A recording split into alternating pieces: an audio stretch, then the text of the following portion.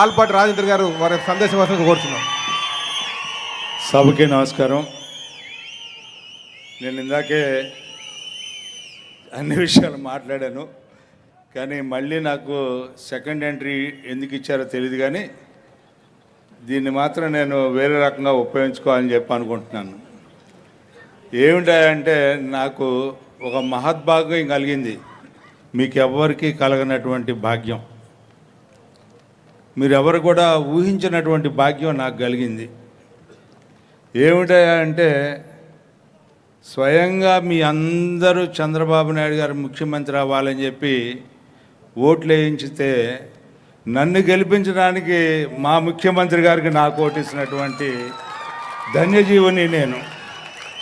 అలాగే మా యువ నాయకుడు కూడా నా కోసం కృషి చేయటమే కాకుండా చాలా గొప్పగా ఆర్గనైజ్ చేసి నన్ను గెలిపించడానికి నేను నా చెమటికి చొక్కా పట్టకుండా పనిచేసినటువంటి ఘనత, ఆయన చెమటికి చొక్కా పట్టించుకొని నన్ను గెలిపించినటువంటి, అదేవిధంగా ఆయన కూడా నాకు ఓటేసినటువంటి ఘనత, ఈ ఇద్దరు కూడా నాకు ఓటేసి నన్ను గెలిపించడానికి దోహదపడినటువంటి మహద్భాగ్యం నాకు కలగటం అనేది నా అదృష్టంగా భావిస్తూ మీ అందరి దగ్గర సెలవు తీసుకుంటూ ధన్యవాదాలండి. మీకు ఆల్ ది బెస్ట్ తెలియజేస్తూ, మరి ఇప్పుడు ఎప్పుడా అని చూస్తున్నటువంటి తెలుగుదేశం పార్టీ జాతీయ అధ్యక్షులు, ఈ రాష్ట్ర ముఖ్యమంత్రి అయినటువంటి శ్రీ నారా చంద్రబాబు నాయుడు గారి యొక్క సందేశం ఇవ్వాల్సిందిగా కోరుచున్నాం.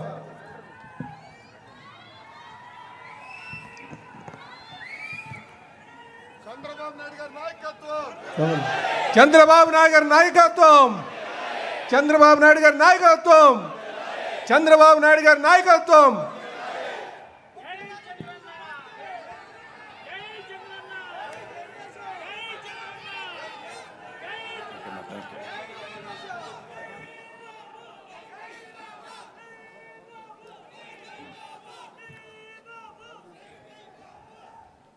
ఓకే తమ్ముళ్ళు, కూర్చోం.